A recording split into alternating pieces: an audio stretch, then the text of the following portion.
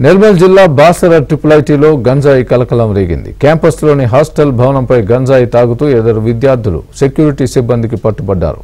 సమాచారం తెలుసుకున్న అధికారులకు పోలీసులకు ఫిర్యాదు చేశారు. దీంతో ఆ విద్యార్థుల్ని పోలీసులు అదుపులోకి తీసుకున్నారు.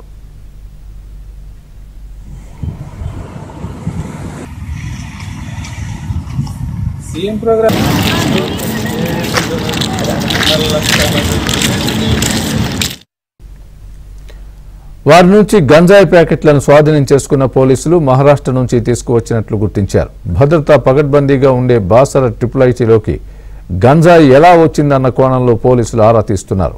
గత ఏడాది కూడా ఇలాగే ఇద్దరు విద్యార్థులు పట్టుబడ్డారు. ప్రస్తుత ఘటనపై అంతర్గత విచారణ జరుపుతున్నారు.